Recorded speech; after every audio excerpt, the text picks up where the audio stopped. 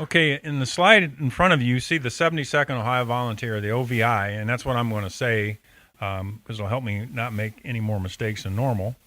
And as you look at this picture, I'm going to read to you some of the patriotism that flowed throughout this county from different wars.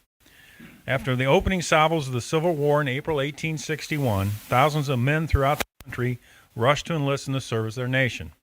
Fremont, Ohio, the county seat of Sandusky County, was no exception to the patriotic fervor that swept the country. Fremont's population of 3,000 in 1860 showed a city with a growing economic center that served Sandusky's population of 22,000. The area had a long history of patriotism dating back to the Revolutionary War. Two members of George Washington's Life Guards, John Burkhart and John Wagner, had both lived and been buried in this region. David Dalrymple, John Davenport, Phineas Stevens, Jacob Wright, and Reuben Patterson had also served in the same war. Colonel George Croghan, and his name is pronounced Crowan, by the way, and that's one reason why this was not named Croghansville, because the GH is silent and no one would say Crowan. So I'm just going to say Croghan because that's what everybody knows. Colonel George Croghan's defense of Fort Stevens in the War of 1812 would turn out to be the rallying cry of the 72nd as their Civil War banner proclaimed the men serving as the Fort Stephenson Regiment. Completing the county's call to defend her pride was Captain Samuel Thompson, a veteran of the War of 1812. Thompson was instrumental in raising a local group of men to fight in the war with Mexico, continuing the proud tradition of patriotic spirit inherent in this county. Out of a population of 22,000, 4,300 men between the ages of 18 and 45 were eligible to volunteer. 70% of those men enlisted, 10% more than the state average. Sandusky County sent 25 regiments, 7 cavalry, 4 National Guard units to serve during the war. Now, what we're going to talk about today is the 72nd Regiment, which was the largest single contribution belonging to this area of 877 members by Ohio Congressman and local attorney Ralph Buckland. Buckland did this with the permission of the Ohio Governor William Dennison. Now, just a little bit about Buckland. He was not a military leader at all. He was a lawyer.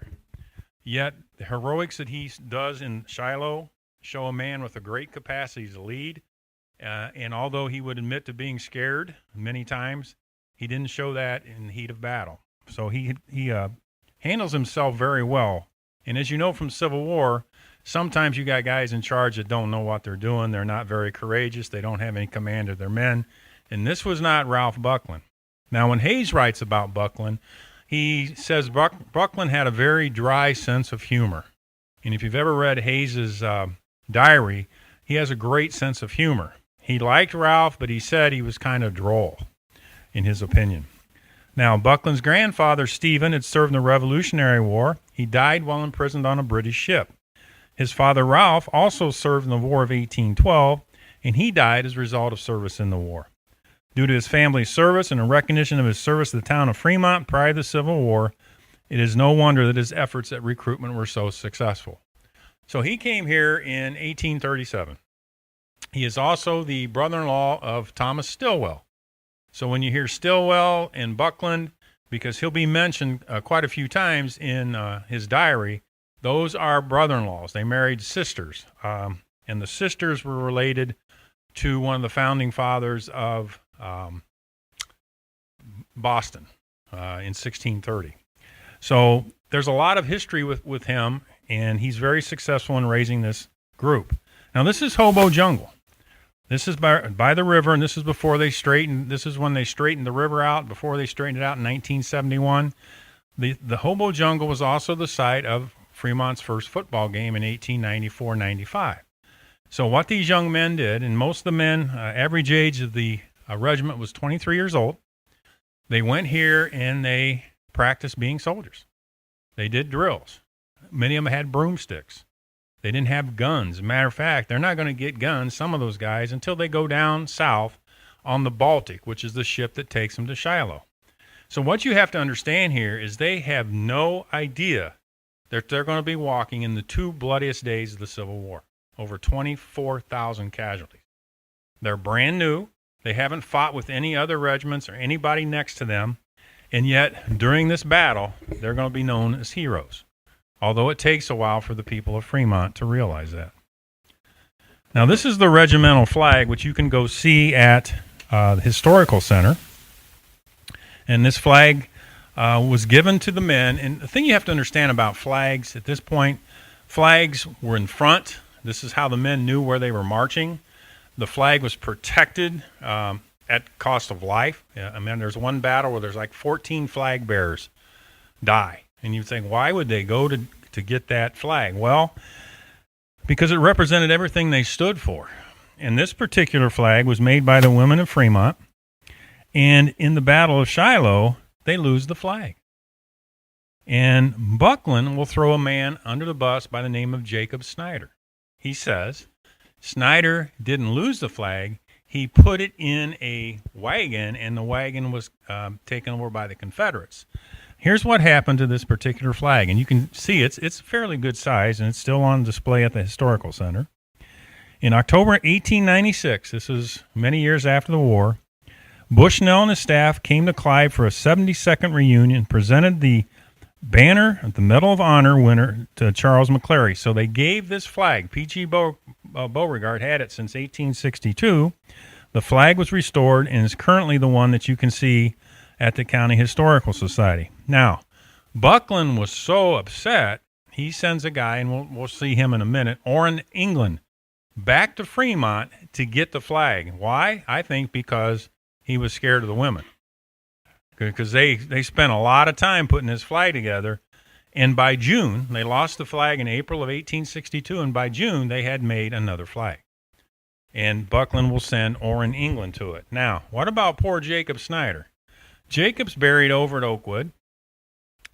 The men of the 72nd, and you'll be pretty familiar with when I'm done, guys by the name of Rice and England and Caldwell, swore up and down that it was not Snyder's fault that they lost the flag. So Buckland is pretty sure that Snyder did it, but I think he might have been somewhat mistaken. Now, this is a picture of the Buckland home, which is on the corner of course, Buckland and Park. Back then, it would be Buckland and Maine. It was a beautiful home. It was finished in 1853. It was the showcase of Northwest Ohio. It had black walnut. It had interior heating. A couple guys you may have heard of named Grant. Whoops. Too many things up here. Grant, Sherman, Salmon Chase, Benjamin Butler, all came here after the Civil War. And the reason they came here is because of Buckland's action during the Battle of Shiloh. Because basically he saved their bacon by holding them off for 2 hours. And if you go to Shiloh today, you can see Buckland's line. And I'll talk more about this as we get closer to the battle. But unfortunately today, this doesn't look anything like the house. He owned the entire block, and there was a fence around the block, and there was he had hogs and cattle and everything else in that block. And also to the west of his house at one point was a tennis court. So what about the soldiers in the Civil War? What did they look like? Well, they're about 5'7". They weighed about 145. I think I weighed 145 in third grade. The average age here, like I said before, was 23. And here's a little bit about the 72nd. Compared to the modern-day soldiers, the men of the 72nd were totally unprepared, undisciplined, and unorganized as they prepared to fight the largest battle of the Civil War. As they marched to their assigned spot at Shiloh, which was located about 2.5 miles from Pittsburgh Landing, they were totally clueless about the hell that was about to be unleashed. Making their way to the apex of the Union lines, they were cheered by the victors of Fort Donelson. Thoughts of heroism, pride, and patriotism filled their heads with the glory that awaited their arrival on the field. The fate in store for the regiment was something far different. Now, Fort Henry and Fort Donelson were two victories by Ulysses Grant. And this is Grant's appeal to Lincoln is the fact that Grant will fight. And at this particular battle, he is given like thousands of cigars. Grant smoked cigars since the Mexican-American War. And if you know anything about Ulysses, he died of throat cancer. as he's finishing his memoirs because of some bad investments he made in 1885 when he passed. So what else do we have here? You also have a guy named James B. McPherson from Clyde, who is a great friend of Grant and Sherman, and he was originally sent there after Shiloh to see if Grant was drinking, because a guy named Henry Halleck, who was called Old Brains and didn't get along with Grant, wanted McPherson to spy on Grant. Well, McPherson, Grant, and Sherman all become great friends, so that kind of falls by the wayside. And just as an aside, McPherson was an architect, an engineer, and he helped build Alcatraz. And we'll talk more about him as we go through it. So why did these guys fight? For adventure, to get away from home, to keep the Union together.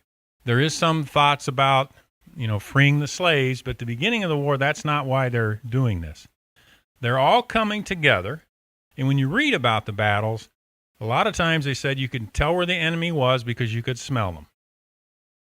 Because you got all these farmers, including from Fremont, and now they're together, and how do you go to the bathroom? How do you keep everything clean? How do you get along with these people? There's a piece of hardtack up here if you want to look at it afterwards that I made 50 years ago, that if you soaked it in coffee, you could eat it. I wouldn't suggest you do because it's been held by hundreds of junior high hands. So it's probably got every disease known to man on it. Also, there's a couple mini balls, and I'm sure you've seen them, but if you want to look at them, they're up here. And also, if you like what you're hearing, if you want to come to the round table in the fall at Spiel Grove, there's some brochures here for you. So I have to do my advertisement. This is how they went through Clyde, ended up going through Clyde down to Columbus to Camp Dennison, and then they're going to pick up the Baltic and head down to Shiloh. And the conditions on the train are not healthy. They're worse on the ship. And some of these young men are getting their guns aboard the Baltic. So this is Pittsburgh Landing. This is at Shiloh. This would be right along the edge of the river. And about 2 miles out from this particular stand is where the 72nd is going to take its position. Now, let's talk a little bit about Grant. Grant's taken totally by surprise. And he's taken by such great surprise that Halleck and others thinks he's drunk. So as a result of what happens at Shiloh, Grant will lose his command for a little bit. And like I said, Halleck will send McPherson down there. And by the way, McPherson had sent up Halleck with his wife, who's the great-granddaughter of Alexander Hamilton. Or granddaughter, I think, of Alexander Hamilton. So you can see he's taken totally by surprise on the first day. There's 100,000 soldiers, 24,000 killed, wounded, or captured. It's the largest, costliest loss of the Civil War at that time. And you can see up there that we lost more lives here than any previous American wars. And what Grant says at the bottom, that's what he learned about Shiloh. He knew at that point that this was going to take quite a few battles to get this particular war over with. Down in the bottom, those are Grant cigars, and he got those by the boxload after Fort Henry and Donelson. So show you the fortunes of war. He's a hero going to Shiloh. He comes out, they're claiming he's a drunk. Lincoln's response to all this is, if he's a drunk, find out what he drinks, and I'll make sure he gets a case of it, because he fights. And that's what he was looking for. Now, if there ever is a guy that looks kind of grumpy and kind of mean, that's William Tecumseh Sherman. Now, there's a connection here to Fremont because his dad, Charles Sherman, was one of the first judges here in Fremont in 1820. Matter of fact, the building was right on the property where we sit now. So Charles was here in 1820, and Charles died down in Lebanon at the Golden Lamb, and some people say that you can still see his ghost. I've never had the privilege, but I don't know. He was mercurial. He was known for worrying about everything, except at Shiloh, he doesn't worry enough because Buckland's brigade is engaged in a shot with rebel pickets. And when Buckland tells him, he says, I don't know how to say this, pshaw, pshaw. I guess that was a big thing back in the day. You don't know what you're talking about. Well, if he would have listened to Buckland, we wouldn't have been taken by surprise on April 6th when the actual attack occurs. And down at the bottom, he's coming in with newspaper articles saying that he is insane and crazy. You can see here that he picked that up and read, General W.T. Sherman, late commander of the Department of Cumberland, is insane. It appears there was at times when commanding in Kentucky, stark mad. And the reason for that, he was given this big area to cover. He didn't have enough men. So he's concerned, paranoid about not having enough men. Yet at Shiloh, he doesn't seem to have that concern. Grant never really cared what the other guy was doing. So here they're both taken by surprise. Now this is the Battle of Shiloh. To the extreme right of that would be Pittsburgh Landing, and the first three lines that you see would be about 2 miles out, and that's where Buckland's brigade was. Now, you've got cousins, you've got brothers. None of them have ever fought in any kind of formation before. You've got regiments on each side of them. So you got the apex. The apex in the center is the 72nd. During the battle, both regiments on either side of them run away. And I mean run. They skedaddle. One of the guys says, I don't know about you, but I'm getting the hell out of here, quote unquote. So there are these kids, never been in a battle, never fought with a group, and they're all alone. 3 times the Confederates charge, and 3 times the men hold them off.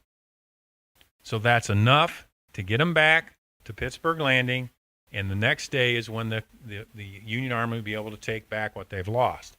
Shiloh's considered a Union victory. Many people consider it a draw, but give credit to the regiment that came from this town. Now, what made them so good? There's brothers and cousins, and they're fighting together.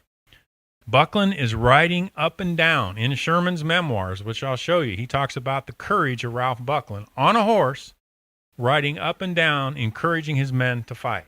This is a lawyer. This is a guy with no military training, and yet there he is out there doing his best to keep his companies in line. He's in charge, I think, three groups at this particular time. So as they fall back, men like Orrin England and John Rice, Fremonters, take over, and they're in charge on the field because the commanders aren't there. So during the midst of battle, what they call, when you see the elephant, these guys are out there doing their best to keep it together. The smoke, the gunfire, the people getting shot next to you, and they hold that line for 2 hours. And remember, nothing on either side. So if the Confederates get around them and encircle them, they could have destroyed the entire group. Now, always got to talk about the women because I live with one. I had 2 daughters, so I know what side the bread's buttered on. This is kind of a story that's fake news, I guess you'd say. Word reached home the flag was lost. The community assumed the worst. Gessner is 16 years old. His name is Gustavus Gessner. We'll talk more about him. He's 16 years old. He lied to get in. And basically what those kids would do is they would take a piece of paper and write 18 on it. And they would say, do you stand on the fact that you're over 18? Yes, sir. Because they're standing on a piece of paper that says 18. Gustavus is wounded in the shoulder, and he's captured by the Confederates, but he gets away. And many of the men say that's the most heroic thing I've ever saw. They said he jumped up and ran away from him. As a 16-year-old, I can understand how he could do that. We talked earlier about was given to P.G.D. Beauregard, who was there after assuming the command after Albert Sidney Johnson was wounded. Now, Albert Sidney Johnson is the head of the Confederate Army, and after his death, Robert E. Lee will take over. And he is wounded in the foot, and he doesn't know he's even wounded until he looks at his boot and blood is pouring out. So Sidney Johnson dies at Shiloh, and that opens the way for Robert E. Lee to come. By June, the women have made another flag, and it's a big flag. You got to go see it. Buckland has thrown Snyder on the bus, like I talked about, and he sends Orrin England to pick it up. And he says, we'll never lose it again. And you can see what happens to save the flag when Nathan Bedford Forrest comes later. Guy takes it off the pole and wraps it around his body and throws his uniform over the top because he didn't want those women to have to make a third flag. And when you read about some of these guys, they said, I was more concerned about telling the woman we lost the flag again than getting stabbed by a bayonet. I don't know if that's true or not, but that's what they're saying. Now, this is Martha Treat Canfield. Her husband is from Medina. He's one of the first casualties of the Battle of Shiloh. And she is worried about him. She hears about the battle. She runs down to the area, and as she gets to her husband's bedside, she grabs a hold of his head to give him solace. He's already passed, but he's still warm. So she had some difficulty getting there, and her job, she thought, was to take care of the men of the 72nd. So she goes to Ulysses Grant, and she says, can I have a pass to get to these injured men? Grant gives it to him. She becomes great friends with Julia Dent Grant, and throughout the war, she will help the men in the 72nd or anybody else that needs her help. She's given a job after the war by Ulysses Grant, and then she just disappears from the face of history. Now, we have a Canfield Street over by St. Bernardine and Lady of the Pines, but I don't think it's named after her. I think it might be named after the home of Buckland, because he was from Canfield, Ohio. You see Julia there? She never liked to look you head on because her right eye is crossed. So usually when you see her, although I have seen pictures of her looking on, yeah, you can't help but look at her eyes, so I can understand why she did that. This would be the nephews of Ralph, and they are at the Battle of Shiloh. In that letter is, I enclose you herewith a letter to Mother written by Chester describing a skirmish that we had with the rebels on the 4th, but I have a far sadder tale to tell. He had begged his mom to let him join the Army, and he's about 19, 20 years old. He was going off to college. She didn't want him to do it, but he talked her into it. Now, he has written this letter to her after the first skirmish, and this is before he gets wounded. He gets shot in the knee. His brother, Henry, over there to the right, makes sure that he gets taken back to the Baltic, which is the medical ship, which is a horrific place of illness and disease. He gets sick, the knee gets infected, and he dies. So Ralph, his uncle, is in charge of the 72nd, is devastated by this, and they send the bodies to Cincinnati, where a man named Liquinio Rawson Avenue, Rawson Street's named after him, he's a doctor, happens to run into the coffin of Chester Buckland. At that point, he didn't even know he was dead. But when he looks inside, he understands who it is, and the message gets back to Fremont that Chester Buckland has died. Now, funeral homes always have flowers. And the reason they have flowers is because when these bodies were being sent back from places like Shiloh, they stunk. So they stuffed them full of flowers to hide the smell. So that's why flowers become such a prototype at that particular time. In 1864, C.S. Shumey starts his funeral business where he'll come to your house and take the body back and prepare it. Before that, it was done in the parlor, and all the stuff was taken there. So he comes like a drive-through casket service, I guess. Fremont will shut down the town for half a day, and you can see the burial place of the Bucklands out there in Section 8 in Oakwood. This is the house. It's right across from Grace Lutheran Church. Looks exactly the same. He dies in 1988. The doctor does. And Rawson at one time used to be Elm Street, and it, of course, went all the way out there to where Walmart is. So that's kind of the tradition of Dr. Rawson. We had great doctors here, as we'll talk about there in a minute. This is Dr. William Caldwell. His home is on Burchard. I think it's 711. It's a beautiful home. It's on the south side. And this is what he writes after the Battle of Shiloh. As we lay on the bank of the Tennessee on the night of the first day of death with the enemy's campfire in sight, and the gunboats throwing their fiery storm over our heads to keep them at bay, who can imagine, much less describe the feeling? Had 200 or 300 wounded soldiers lying on the bank at the time. Nothing protected us from the rebel cavalry except a deep ravine by which we were surrounded. But the next day our star was in the ascendant, and victory crowned our arms at nightfall. But can you imagine, do you wish to imagine the acme of horrors of the second day by which we were enveloped? Now this goes on, but what happens, I hit the thing again. What happens with Caldwell is after the Civil War, he goes around and talks about irritable heart, the lonely soldier, and basically what he's talking about is PTSD. They didn't know what PTSD was, but he went around the country talking about the effects that the Civil War had on these men. Because a lot of these guys came back with limbs missing. There was no place to go to talk about the horrors that you went through. So they're kind of on their own. And some of these men never talked about anything that happened to them during the war. So Caldwell and the Rices are related. Now, this is John Rice, and you'll recognize his home over there at 500 Court Street. It looks exactly the same. He also lived over on Burchard, which is right close to the Sandusky County Historical Society. John Rice is an interesting guy, and he's one of my favorite people for a couple reasons. One, he's married to a woman who is 11 years younger. He was 31. She was 19. Her name is Sarah Wilson. You should go and read some of the letters. She writes to him at Shiloh, upset that she's not pregnant. Why aren't I pregnant? And I'm sure John could explain that to her because, after all, he was a doctor. But she's staying back in town, and there's parties going on, and she says, John, do you mind if I go to a party? And he's up to his elbows in blood because he's amputating soldiers' arms and legs at Shiloh. So her letters are kind of interesting.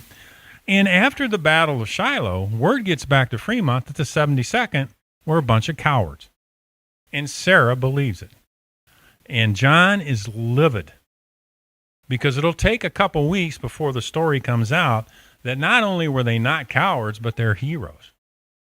So he writes a letter to her saying, you're my wife, and you believe that we ran when we stayed and fought. He's also at the bedside of President Garfield. He goes to the inauguration. He's watching the inauguration. Of course, Garfield gets shot.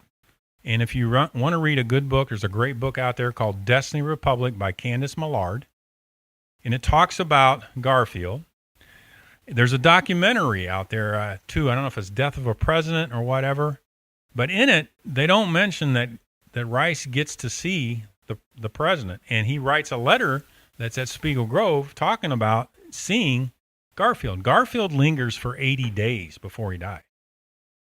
The guy who takes care of him is Dr. Bliss. Yes, his first name is Doctor. So it's Doctor, give me the news.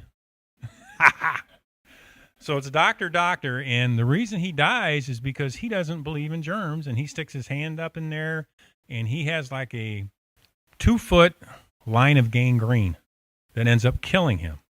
Rice, on the other hand, is a surgeon in the 72nd, and we have pretty good medical results from him because he tried to keep it as clean as possible, which was almost impossible out in those fields. A mark of a good doctor back then was how much blood was on your coat. I don't know about you, but if a doctor came all bloody to me, I would be less than exhilarated.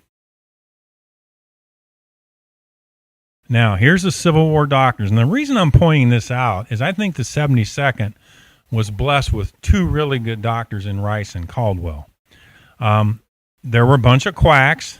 How did you become a doctor? Well, you could go to Philadelphia Medical School, which is one of the best schools in the country, or you could intern under another doctor. So you've got a vast array of knowledge.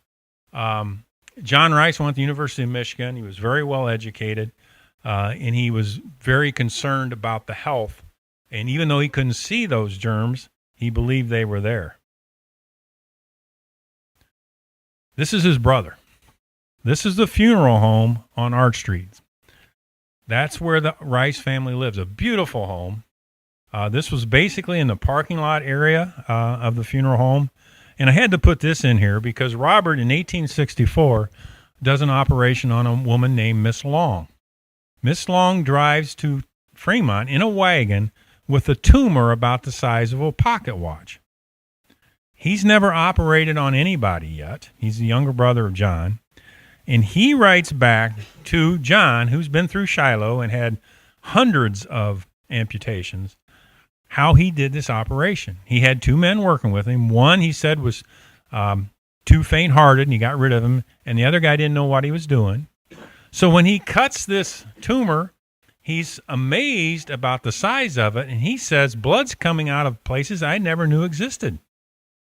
And he operates on Miss Long, and she gets back in her way and goes back to Tiffin. I don't know how long she lived, but she survived the surgery. This is John Rice's wife, and this is one of her letters. There is a Wilson window. Is that the Presbyterian church on where Matt was? Episcopal church. In the Episcopal church on Park, there is a Sarah Wilson window. Her family was wealthy. Her dad, James, was a doctor who later became a banker, started the First National Bank. They had a home on this property, moved it in 1931. Now it sits on 503 Ewing. It's a beautiful house, but it's badly in need of repair. And this is one of her letters that she writes. And if you want the gossip of Fremont, Ohio, you need to read Sarah Wilson Rice. Now, John will die in 1892, I believe, of Bright's disease, and she will live until 1928. And if the house is a little spooky, there's two ghosts attuned to that house. And since this is not ghost time, I won't tell you about them. This is Buckland's statement.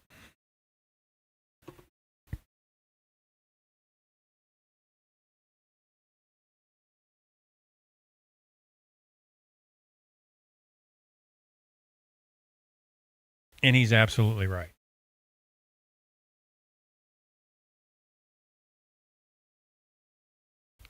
Because this comes from Sherman's book, and I think you can see what he says.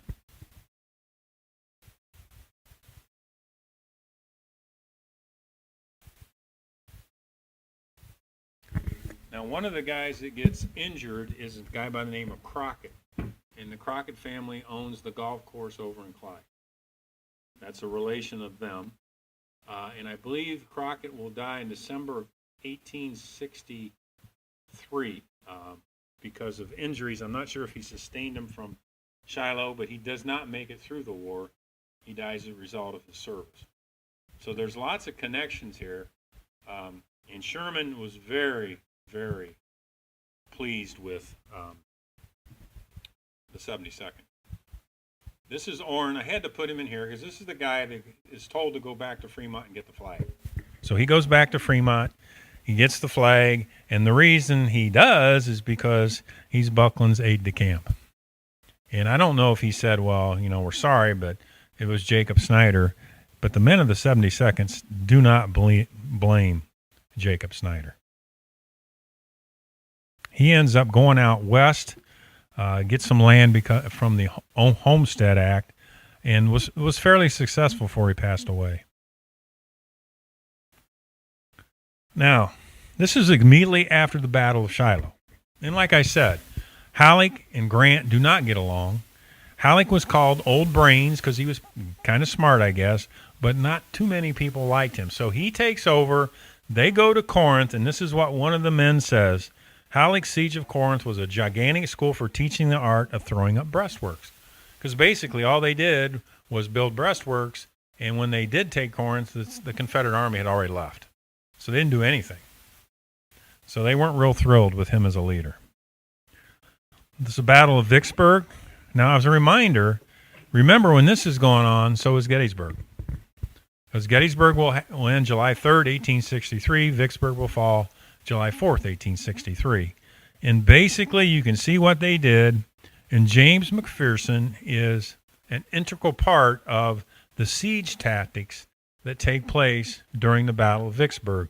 And if you know the story there, Vicksburg, they end up eating horses and rats and everything else because they're basically starved to death because of the siege. And this is the beginning of the end for the Confederacy. Right after that was Jackson, Mississippi. And here you have Sherman, the 72nd. You have McPherson, because the 72nd is going down through the South on their way towards Atlanta. Now, this is February of 1864. Now, 1,000 men left. 377 came back to Fremont. So the regiment had been devastated by disease because 2 out of 3 soldiers died because of disease. Notoriously, there's a cute story about they're shooting at a barrel, and they shoot something like, not just this regiment, they shoot something like 600 rounds, and maybe 40 rounds actually hit something.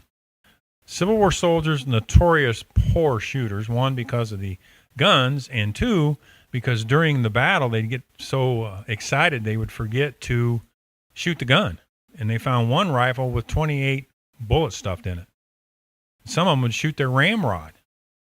But they're 19 and 20-year-old kids, and I totally understand it. So when they come back here in February of 1864, they've been through the ringer. And people around the town and around the United States are pretty fed up. They want this war to be over. Now, this is a defeat that's going to have a major impact on the 72nd. This is in Mississippi, and this is called Bryce Crossroads. And this is what, gosh, I keep doing that, Gustavus Gessner says about Bryce Crossroads. Soldering chains for Gessner when in the spring of 1864, the 72nd received orders to join General Samuel Sturgis' expedition against rebel troops but led by Nathan Bedford Forrest. After a grueling forced march and stifling heat, they met the enemy at Bryce's Crossroads, Mississippi. Just as the Union was getting the upper hand, orders came to withdraw. Although shocked and confused, the 72nd did their duty, covering the retreat of the troops and the cavalry, who acted as Sturgis's personal bodyguard. When ammunition gave out, the 72nd ran for their lives as the rebel cavalrymen chased them down. Only a third reached safety, some 90 miles from the battlefield. The rest, including Gessner, went to Andersonville. For the rest of his life, and he's about 18 years old now, he will hate Samuel Sturgis and do everything in his power to see that this man gets court-martialed because of what he considered Sturgis's cowardice. And many think Sturgis was probably drunk. As they were winning, he tells them to withdraw, and there's over 200 men from the 72nd who go to Andersonville. So this is Andersonville, and this is what Henry Miller had to say about the conditions in that camp. And I'm sure you know it was horrible. There was a deadline, meaning if you crossed that line, you were shot. There were all kinds of groups, raiders within the camps, that would go from group to group and try to steal things or beat people up. It was a terrible place to be. There was also a place called Camp Asylum, which was in South Carolina. This was in Georgia, that was used for officers. And it was much better because it wasn't as crowded and it was much cleaner. So you can see 27 acres. Spiegel Grove is 25 acres. So you had that many, you had 33,000 prisoners of war in an area the size of Spiegel Grove. Now this is old Doc Gessner. He comes back to Fremont. He's more of a guy who writes prescriptions. He's not a surgeon. This is one of his homes on Garrison Street. The Gessner, that's original glass that he had. It was given, I was allowed to take a picture of it from the family.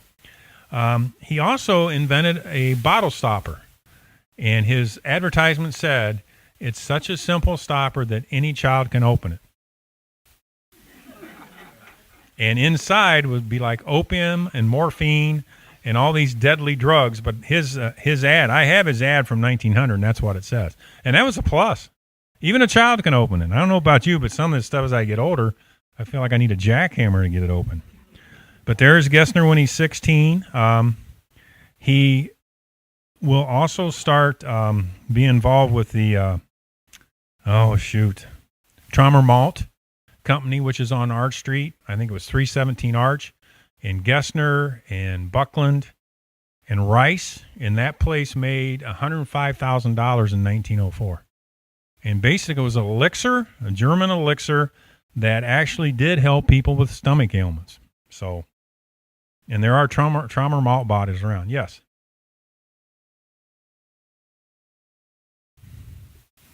Yes, I think it is. It is George, because that's the same picture I use it.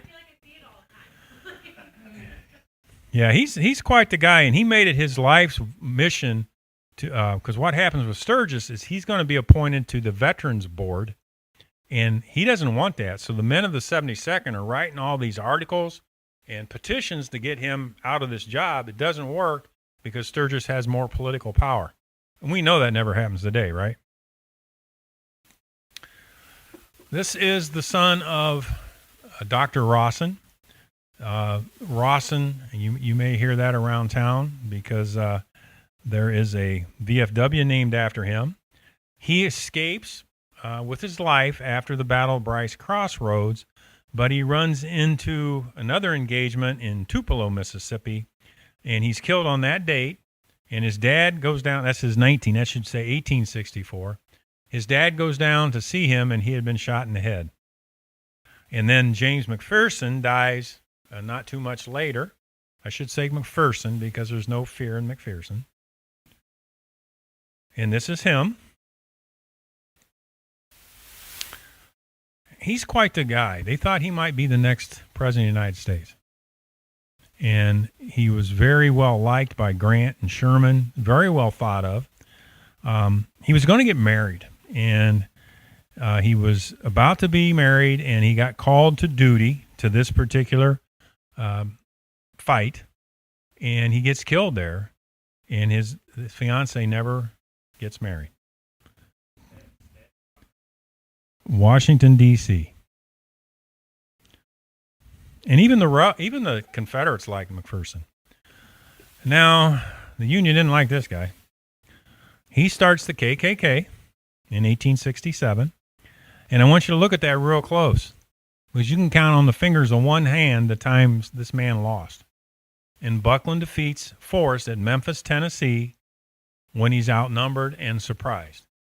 So I think anytime you can beat this man, he was a great general. I'm not saying he was a good human being, but he was a good general. And Buckland had been reassigned. I think he got injured and was sent to a more less physical duty at Memphis, Tennessee, and he was able to knock back Nathan Bedford Forrest.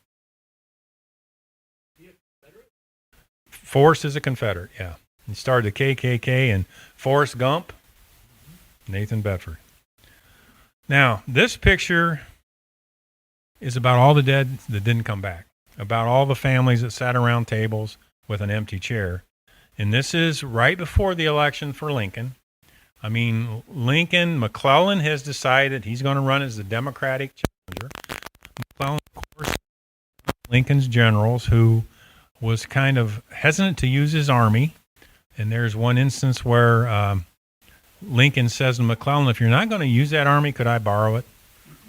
He was a great organizer, but it was hard to get him to fight. So the empty chair, we lost McPherson, we lost Rawson, we lost several 500-600 men from the Fremont area. And this is what the people back home are dealing with. And there's the election, which would be 1864. And, of course, the Union Army voted predominantly for Lincoln. You want to guess who we voted for? We didn't vote for Lincoln. We voted for Stephen Douglas. There's four men running. I think it's Breckinridge, Bell, McClellan didn't make it in, Lincoln and Douglas, and our county voted for Douglas. Now, here's one of our Medal of Honor winners. He's from Clyde, Ohio. He's buried over at McPherson Cemetery. There's a great story of George Thomas is looking and says, "Who are those men going up the hill? Who gave them that order?" And charging up the hill are the 72nd and Charles McClary. The medal you see down there when I gave this talk over in Clyde, some of their descendants from Findlay came and says this is his Medal of Honor. It's called, it was a battle night in Nashville, December 16th, 1864. It's also called Shies Hill. And there is the recommendation, or commendation given to him as a result of the action at Nashville.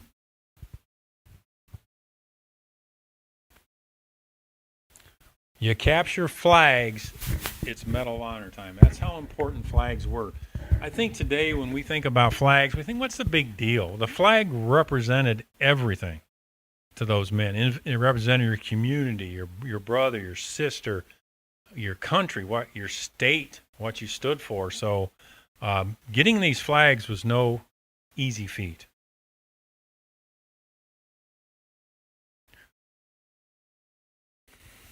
Now, when Gessner was in Andersonville, he kept a list of all the men who had survived in Andersonville, and unfortunately for him, he lost it at some point. And he could remember about 35 of those men. And after he came back, obviously he didn't come back on the Sultana. After he came back, he tried to write down as many of the men as he could remember, and 17 men from Sandusky County died on this ship after surviving Andersonville. Now, some sources will say 1,700 of 2,100 people died. Just like anything else, there's all kinds of different. But it was a huge tragedy and vastly overcrowded and just blew up. These are all the battles of the 72nd OVI.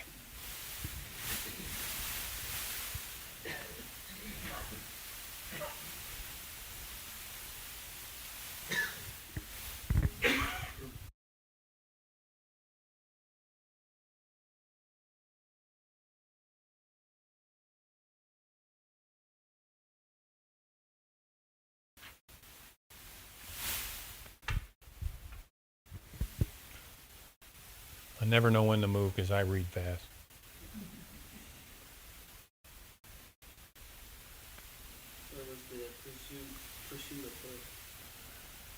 That's a great cut. I would assume it's in, because Hood takes over at the end of the war.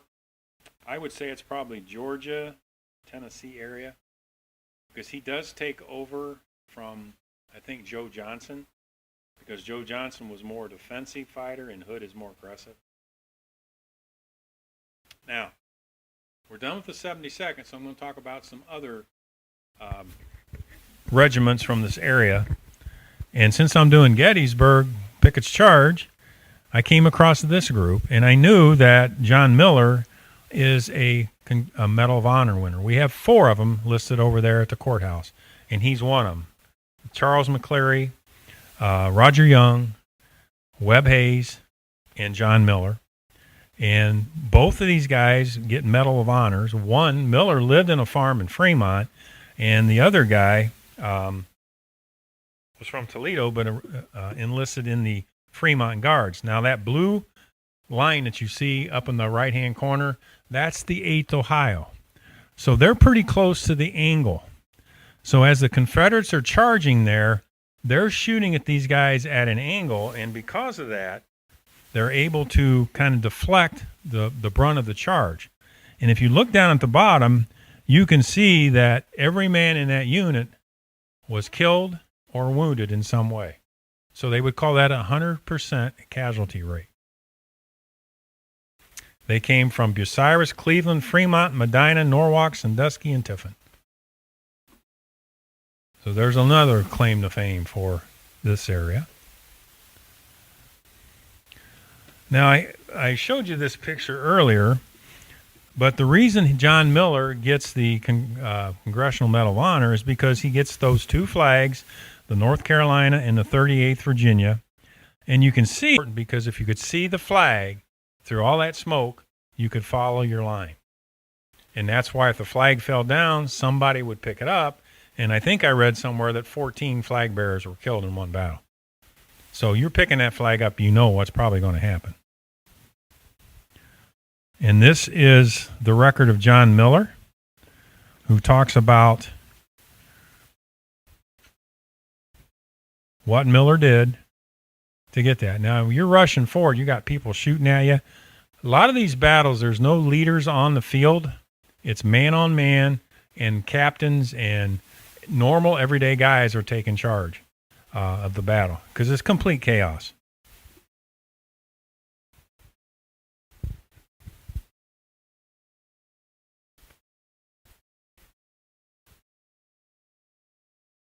Now it says the whole brigade fired at him, and it seemed astonished he was not cut into strings.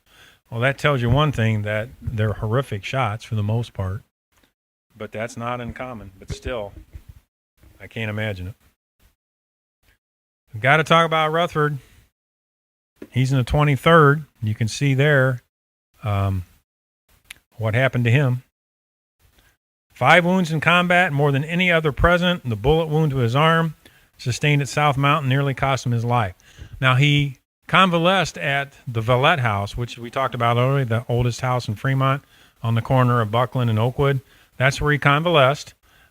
His uncle, Sardis, lived there for 20 years.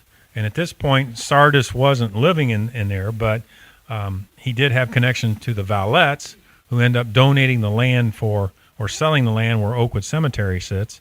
And when he's shot at South Mountain, Lucy, his wife, goes down to try to find him, can't find him anywhere because they gave her the wrong directions to where he was actually at, and she eventually finds him, and her brother, who is a doctor, takes care of him, and you can see the tourniquet that was used on him at Spiegel Grove.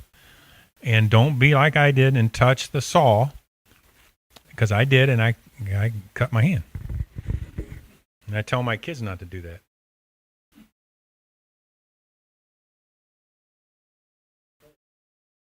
Well, no one have to tell me again. I learned it the first time. Now, this is just across the street. This is, this is Joseph Bartlett, the Beardless Brigade. His dad was the mayor at one point, and I'll have a little story here to tell you about Old Betsy. Old Betsy was sent to Pittsburgh after the Battle of Fort Stevenson to get refurbished. And they sent it to Pittsburgh, and we're waiting on it, doesn't come back. So finally the mayor says, "Where's Old Betsy?" He said, "Well, we sent it to Sandusky." He said, "This is Lower Sandusky." So he contacts Sandusky, and they say, "We don't have it." So the mayor, Joseph Bartlett's dad, hires 2 men to go find Old Betsy. And they find Old Betsy buried in a barn in Sandusky. And they bring it back. So is that the rivalry between Fremont and Sandusky? I don't know. But this guy was the head of the Beardless Brigade. This was the 49th Ohio. They marched, listen to this, and I'm not making a mistake, 6,500 miles during the war. And they were called the Beardless Brigade because most of them were so young they couldn't grow a beard. And that house looks exactly like it does. That's on Park Avenue. And I had to do this because I knew Elijah would be here. This is E.J. Conger. He lived in Fremont in 1857, and he lived across the street from the Sandusky County Historical Society, and he captured John Wilkes Booth, who killed Abraham Lincoln. And he was treated by a nurse named Clara Barton because he had been injured in West Virginia. He was also pretty well known to Rutherford Hayes because they fought in the same area. And when the reward came for the capture of Booth, he got $15,000, which is equivalent to $100,000. And unfortunately for him, he gave $12,000 of that to Edwin Stanton, the Secretary of War, and lost it all. Goes out in Montana, becomes a judge, loses his job because of gambling and drinking, and maybe morphine use because of his wound, and lives till about 1918 and dies over in Hawaii, and he's buried in Dillon, Montana. Quite a story. And that's the Reader's Digest condensed version. When asked about his marriage, his granddaughter said, "Grandpa, what's it? So-and-so's getting married." He says, "That's too bad." So I don't think he had a great marriage to Emma Kate. Her dad was the postmaster of Fremont, Ohio, who goes out west in 1849 looking for gold and either jumps or is pushed off a balcony of a saloon. And his obituary talks about his brains being splattered all over the floor. So and if you can find those two silver pistols he got, we'd like to know where they are, because no one knows where those pistols are. So that's E.J. Conger, and the reason the Red Cross starts is because Clara gets a hold of his brother, Omar, who's a senator from New York, or from Michigan, and says, "Can I talk to you a minute?" "No, I don't have time." "Aren't you the brother of E.J.?" "Yes." "Well, I'm Clara Barton. I took care of your brother." "Okay, I'll listen." Red Cross. Now, if you haven't been out to Whittlesey Cemetery, you really should. It's located off of Wayne Street, and you can see 60 soldiers from the Revolutionary War of 1812, Mexican and Civil War. The Revolutionary War soldier is Jacob Nice. This was the first cemetery in Fremont. It was called the Old Cemetery. It's been basically taken better care of recently. At one point, it was heavily vandalized. Michael Wagstein, that guy down there at the bottom, Homer Everett said, "When Michael Wagstein died at Shiloh, I only felt worse when Abraham Lincoln was assassinated." So that says something about Michael. Michael was a musician. Now, I know we're supposed to be talking about people, but you got old Whitey buried out there at Spiegel Grove. He's a Civil War warhorse. And you got Ned. And you've got also a couple greyhounds that are buried out there. There's all kinds of interesting things out there. So it's back behind where Webb Hayes is buried in the present. If you want to know, I can probably get you there, but it might take me a while. Yes? Down the hill. It's off the beaten path. Yes, it's pretty nice. So here we are, Ohio in the Civil War.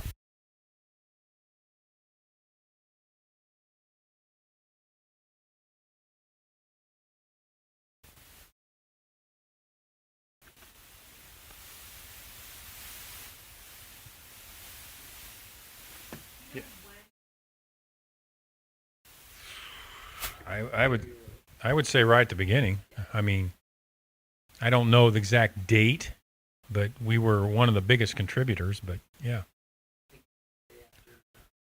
I think when he calls up 75,000. I think. Yep. Yep. Yep.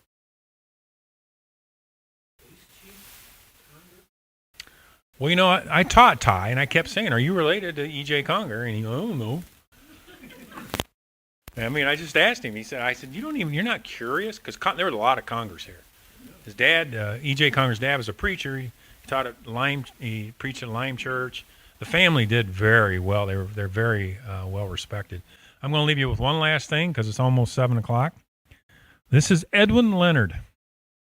He is buried over in McPherson Cemetery, and he fought in Company A, 54th Massachusetts, from the movie Glory. Yeah, I don't have a picture of him. He fought, if you saw the movie Glory, he's one of the black soldiers that was Robert Shaw from Massachusetts was in charge of, and he fought with the 54th, and he's buried over at Clyde. And I have a whole list of African American soldiers, but Joan says I have to be done at 7. So thank you for coming. Joan didn't really say that. Do you have any questions? Well, I appreciate you coming.